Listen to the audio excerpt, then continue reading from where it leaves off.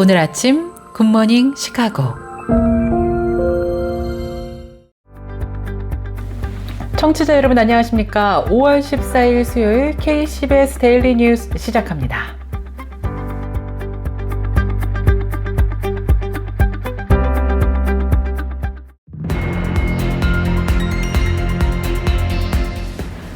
트럼프 정부가 하버드대에 배정된 지원금 4억 5천만 달러를 추가로 삭감하기로 결정했다고 AP통신이 보도했습니다.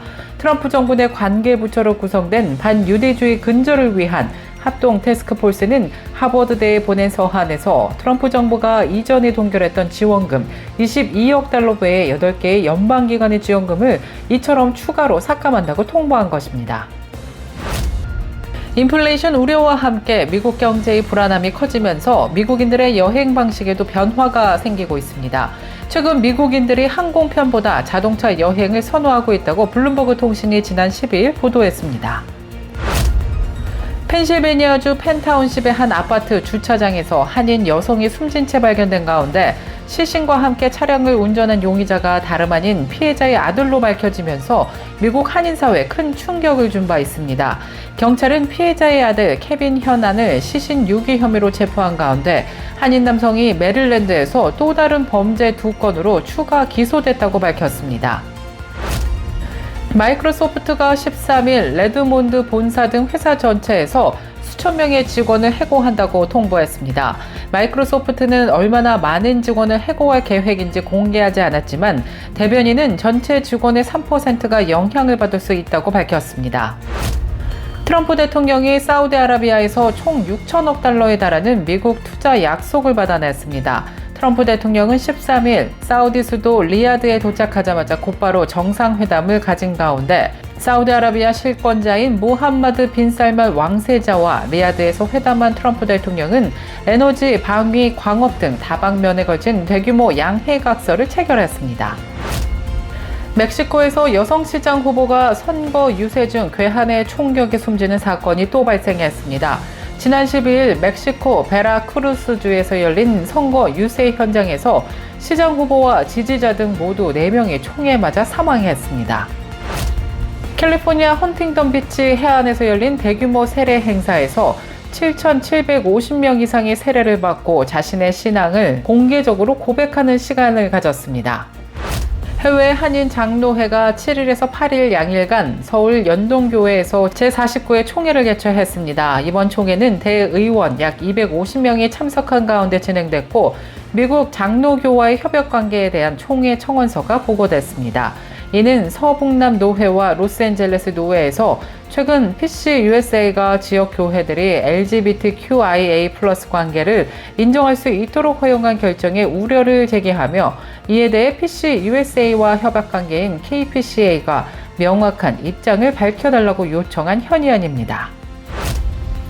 테네시주가 공립학교와 공공기관에서 교직원과 학생이 트랜스젠더 정체성을 가진 개인의 선호 이름이나 대명사를 반드시 사용할 필요가 없도록 명시한 법안을 제정했습니다. 공화당 소속의 빌리 주지사는 지난 9일 하원 법안 1270호에 서명했습니다. 100억 지구촌을 섬길 글로벌 인재 양성을 목표로 하는 글로벌 선진학교가 2025학년도 신입생 모집을 앞두고 전국의 주요 도시에서 찾아가는 입학 설명회와 교육 세미나를 개최한다고 밝혔습니다. 이 행사는 대안학교 진학을 고려하는 학생과 학부모를 대상으로 열립니다. 이상 오늘의 주요 뉴스입니다. 첫 소식입니다. 트럼프 정부가 하버드대에 배정된 지원금 4억 5천만 달러를 추가로 삭감하기로 결정했습니다. 보도에 따르면 트럼프 정부 내 관계부처로 구성된 반유대주의 근절을 위한 합동 태스크포스는 하버드대에 보낸 서한에서 트럼프 정부가 이전에 동결했던 지원금 22억 달러 외에 8개 연방기관의 지원금을 이처럼 추가로 삭감한다고 통보했습니다. 태스크포스 팀은 서한에서 하버드대는 캠퍼스 내 만연한 인종차별과 반유대주의적 괴롭힘을 해결하는 데 반복적으로 실패해왔다면서 삭감 이유를 밝혔습니다. 인플레이션 우려와 함께 미국 경제의 불안함이 커지면서 미국인들의 여행 패턴도 변화가 일고 있습니다. 최근 미국인들이 항공편보다는 자동차 여행을 선호하고 있다고 블룸버그 통신이 보도했는데요. 전미 자동차 협회 AAA는 오는 메모리얼데이 연휴 기간 동안 약 4천만 명이 자동차로 이동할 것으로 전망했으며 이는 20년 만에 최대 규모로 분석했습니다. 항공편 이용자는 361만 명으로 소폭 증가에 그쳤습니다. 유가 하락으로 가솔린 가격이 갤런당 3달러 14센트 수준까지 떨어진 점이 주요 배경으로 꼽히고 있습니다. 그러나 국내선 항공료는 평균 2% 올라 왕복 850달러에 달했습니다. 저가 항공사의 고급화 전략과 최근 항공사고도 영향을 줬습니다. 컨설팅 업체 우드 맥켄지 한 분석가는 행정부의 경제 정책에 대한 소비자의 불만으로 여행 지출도 감소하고 있다고 내다봤습니다. 펜실베니아주 펜타운십의 한 아파트 주차장에서 한인 여성이 숨진 채 발견된 가운데 시신과 함께 차량을 운전한 용의자가 피해자의 아들로 밝혀지면서 미국의 한인 사회에 큰 충격을 준 바 있습니다. 숨진 여성은 메릴랜드 거주 61세의 현안 씨로 지난 3월 24일 오후 아파트 단지 주차장 차량 안에서 발견됐습니다. 현지 경찰은 피해자의 아들 케빈 현안을 시신 유기 혐의로 체포한 가운데 이 남성이 메릴랜드에서 또 다른 범죄 2건으로 추가 기소됐습니다.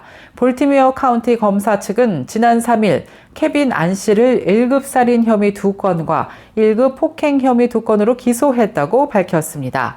한편 케빈 현안 씨는 어머니를 목 졸라 살해한 혐의로 펜실베니아 노던 랭커스트 리저널 경찰국에 체포돼 현재 카운티 교도소에 보석금 없이 구금돼 있습니다.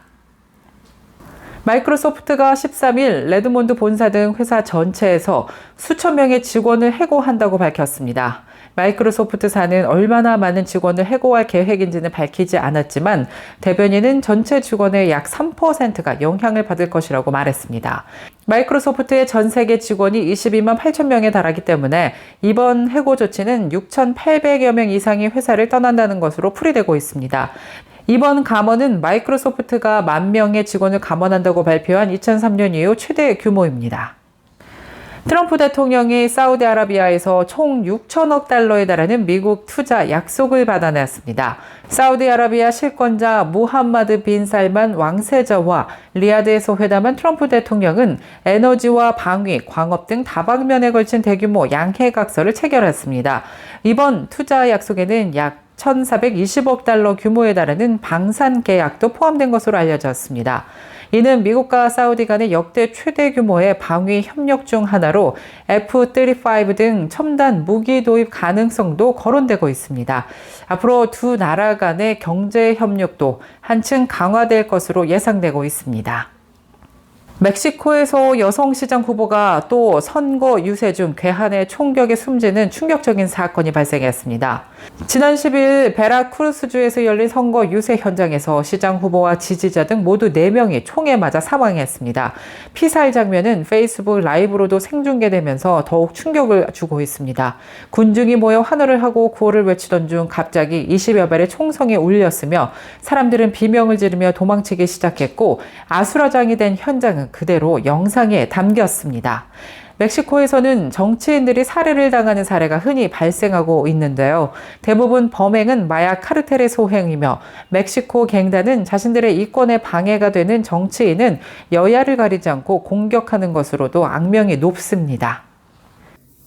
시카고 한인문화원이 오는 6월 7일부터 7월 5일까지 문화원 갤러리에서 특별 전시 파차파 캠프를 개최합니다. 이번 전시는 UC 리버사이드 장태한 교수의 기획과 멜론재단의 후원으로 마련되었습니다. 파차파 캠프는 도산 안청호 선생이 미국에 설립한 최초의 한인타운으로 그 역사적 의미를 조명하는 전시입니다. 또 6월 14일에는 장태한 교수의 특별 강연회도 함께 진행될 예정입니다. 계속해서 교계 소식이 이어집니다. 캘리포니아 헌팅턴 비치 해안에서 열린 대규모 세례 행사에서 7,750명 이상이 세례를 받고 자신의 신앙을 공개적으로 고백했습니다. 오션스 교회의 마크 프랜시 목사가 개최한 캘리포니아의 세례를 행사에는 주 저녁에 300개 이상의 교회에서 3만여 명이 참석했습니다. 프랜시 목사는 여러분은 미국 역사상 가장 큰 규모의 물 세례에 참여했다며 하나님께서 미국의 다른 주에서도 그런 일을 행하실 줄 누가 알겠는가라며 우리는 모든 주의 지역 교회에 홍수를 일으킬 것이고 우리 땅 전역에서 대규모의 물 세례가 거행되는 것을 보게 될 것이라고 밝혔습니다. 해외 한인 장로회가 7일에서 8일 양일간 서울 연동교회에서 제49회 총회를 개최했습니다. 총회는 대의원 약 250명이 참석한 가운데 진행됐고 이날 미국 장로교와의 협약관계에 대한 총회 청원서가 보고됐습니다. 이는 서북남노회와 로스앤젤레스 노회에서 최근 PCUSA가 지역 교회들이 LGBTQIA+ 관계를 인정할 수 있도록 허용한 결정에 우려를 제기하며 이에 대해 PCUSA와 협약관계인 KPCA가 명확한 입장을 밝혀달라고 요청한 현의안입니다. 구체적인 청원 내용은 재검토 및 재평가, PCUSA로부터의 명확성 요청, 우리의 입장 재확인, 신학적 틀 확장, KPCA 교단에 소속된 교회들에 대한 지침 제공입니다. 이에 대해 KPCA 제49회 총회에서는 재검토와 재평가, PCUSA로부터 명확성 요청은 임원회에 위임하기로 결의하고 나머지 사항은 동성애 관련 목회적 도움위원회에서 작성한 동성애 관련 목회 지침서로 가름하기로 했습니다. 테네시주가 공립학교와 공공기관에서 교직원과 학생이 트랜스젠더 정체성을 가진 개인의 선호 이름이나 대명사를 반드시 사용할 필요가 없도록 명시한 법안을 제정했습니다. 공화당 소속 빌리 주지사는 지난 9일 하원 법안 1270호에 서명했습니다. 이번 법안은 공화당이 장악한 테네시주 의회에서 하원 77대 18, 상원 27대 6의 큰 격차로 통과됐습니다. 정당 간의 뚜렷한 의견차가 드러났지만 하원에서는 민주당 의원 3명이 공화당과 함께 이 법안을 지지했습니다.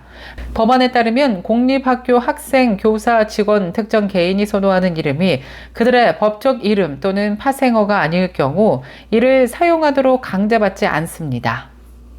100억 지구촌을 섬길 글로벌 인재 양성을 목표로 하는 글로벌 선진학교가 2025학년도 신입생 모집을 앞두고 전국의 주요 도시에서 찾아가는 입학 설명회와 교육 세미나를 개최합니다.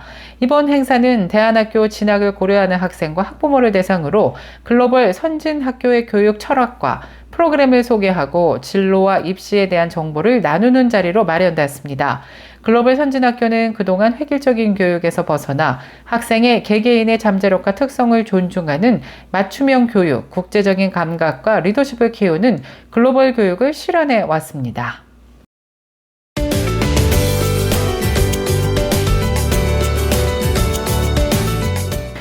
KCBS 날씨 정보입니다. 수요일은 오늘은 하루 종일 구름 끼고 흐린 날씨 이어지겠습니다. 오전 중에는 안개가 자욱하겠는데요. 그러나 기온은 어제와 비슷하면서 따뜻하겠습니다. 낮 최고 기온 72도, 밤 최저 기온 57도 예상됩니다. 내일 해 뜨는 시각 5시 31분, 해 지는 시각 8시 3분입니다. 이상 날씨였습니다.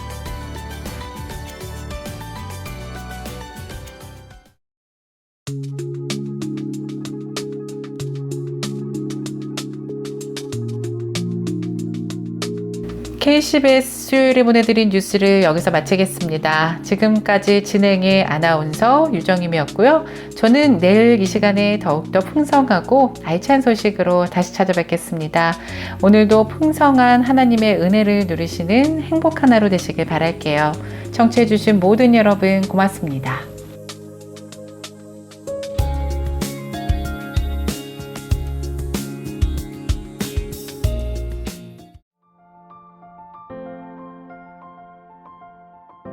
굿모닝 시카고 뉴스는 삶을 마무리하는 순간을 여러분과 함께합니다. 가장 저렴한 비용과 신뢰를 바탕으로 정성을 다하는 줄리심 장의사, 최신 학문과 기술 연마를 통해 최상의 치료로 보답하는 김강수 치과, 모든 보험을 원스톱으로 해결해드립니다. 한인사회를 위한 박상화 종합보험, 최고의 상품으로 소비자의 행복을 책임지는 영신건강 제공으로 함께합니다.